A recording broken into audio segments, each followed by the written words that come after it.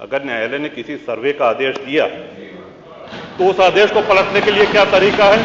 उससे बड़ी अदालत में जाएं कि सड़क पे खड़े होकर के पत्थर प्रशासन के ऊपर और पुलिस के ऊपर चला जाए। आज तक कभी प्रशासन का निर्णय, न्यायालय का निर्णय इससे बदला हो तो पुलिस और प्रशासन के लोग जो घायल हुए हैं उनके प्रति किसी ने कोई पीड़ा, कोई चिंता व्यक्त नहीं करी। बहुत गंभीर मामला है। ये ठीक उसी तरह है जैसे बहराइच में 22 साल का एक नौजवान राम गोपाल मिश्र, 4 महीने पहले शादी हुई थी, उसकी हत्या कर दी गई। इतनी निर्मम हत्या करी गई, इतनी गोलियां शरीर में मारी गई, हाथ के नाखून भी निकाल लिए गए। अपराध क्या था कि उसने अपने धर्म का एक झंडा लगा दिया। क्या बोल रहे हैं? संभल के विषय में ही चर्चा नहीं है। मैं हम अपना चर्चा नहीं है। राजा भैया भी कोई चर्चा स्वीकार नहीं कर रहे हैं माननीय कि चर्चा कराई जाए या ना कराई जाए। ऐसे तथ्य जो ना आए हो कुछ बताना चाहते हैं? 5 मिनट, 5 मिनट नहीं 2 मिनट। कुछ तथ्य जो इस सदन में रखे गए, इसके बाद आपको उनको भी सूचना दी है तो श्रीमान वो आपत्तिजनक है। कुछ बिंदु मैंने भी नोटिस है। इस सदन की कार्रवाई लाइव देखी जाती है, रिकॉर्ड रहता है।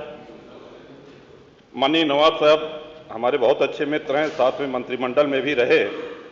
पहली बात तो यह स्पष्ट हो जानी चाहिए कि जो सर्वे हो रहा है वो न्यायालय के आदेश पे हुआ है, और जितने लोग बोले हैं इन्होंने पत्थरबाजी का कोई जिक्र, कोई चर्चा नहीं की।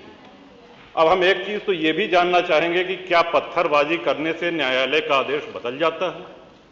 अगर न्यायालय ने किसी सर्वे का आदेश दिया तो उस आदेश को पलटने के लिए क्या तरीका है?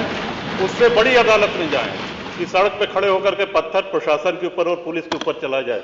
आज तक कभी प्रशासन का निर्णय, न्यायालय का निर्णय इससे बदला हो तो। दूसरा श्रीमान, पुलिस और प्रशासन के लोग जो घायल हुए हैं उनके प्रति किसी ने कोई पीड़ा, कोई चिंता व्यक्त नहीं करी। बहुत गंभीर मामला है। ये ठीक उसी तरह है जैसे बहराइच में 22 साल का एक नौजवान राम गोपाल मिश्र, 4 महीने पहले शादी हुई थी, उसकी हत्या कर दी गई। इतनी निर्मम हत्या करी गई, इतनी गोलियां शरीर में मारी गई, हाथ के नाखून भी निकाल लिए गए। अपराध क्या था कि उसने अपने धर्म का एक झंडा लगा दिया। श्रीमान, इसी चर्चा में एक बड़ा रोचक तथ्य सामने आया। माननीय नवाब साहब ने कहा कि कुंदरकी में लूट हुई है, लूट करके, वोट लूट करके ये विधायक बन गए हैं। वरना कुंदरकी में 65% मुसलमान हैं, 35% हिंदू हैं, तो रामवीर सिंह कैसे जीत जाता? ये कार्रवाई में है हमारा।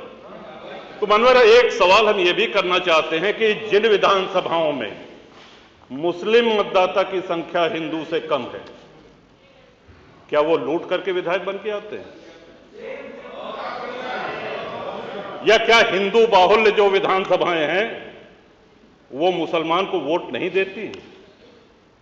इस हिसाब से तो यही लगता है कि सबसे बड़ा आश्चर्य धरती का यही हो गया कि जब 65% मुस्लिम है तो हिंदू कैसे जीत गया? आज पहला दिन है इन लोगों का सदन में। हमने अनुरोध किया था जो नए सदस्य जीत के आए हैं कम से कम परिचय करा दें, हम लोग भी पहचान लें।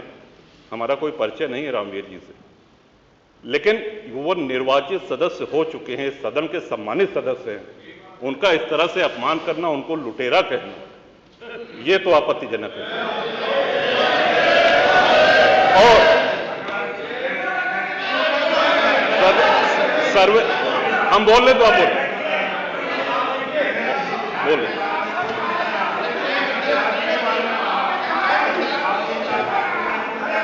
माननीय अध्यक्ष जी, 2 मिनट में अपनी बात समाप्त कर रहा हूं। 2 मिनट में अपनी बात समाप्त कर रहा हूं। हम लोगों ने भी बड़े धैर्य से सुना। तो इस सदन का एक क्राइटेरिया, एक मापदंड क्या ये तय मान लिया जाए कि जहां हिंदू अधिक है वहां हिंदू विधायक को ही जीतना चाहिए, मुस्लिम विधायक सिर्फ वहीं से जीतना चाहिए जहां मुस्लिम की आबादी 50% से अधिक है? अगर ऐसा नहीं हुआ तो यह मान लिया जाए कि वोटों की लूट हो रही है, या विधायक लुटेरा बन के वोट को लूट करके जीत करके आया है, बेईमानी से आया है। तो श्रीमान, ये तो इन शब्दों को कार्रवाई से हटाया जाना चाहिए। ये सदन के विधायक का अपमान है। और एक बात और कही गई कि सर्वे शांतिपूर्ण चल रहा था। एक हिंदू होने के नाते, एक सनातनी होने के नाते माननीय अध्यक्ष जी, हम तो ये कहते हैं कि न्यायालय किसी भी मंदिर पर सर्वे का अगर कोई आदेश करती है तो मैं नहीं समझता कि किसी भी सनातनी, किसी भी हिंदू को कोई आपत्ति होगी। हमने किसी के धर्मस्थल तोड़ के अपने धर्मस्थल नहीं बनाए। करें, जहां करना हो सर्वे करें। हम कभी गुम्मा अद्धा नहीं चलाएंगे, हम पत्थरबाजी, हम न्यायालय के निर्णय का सम्मान करेंगे।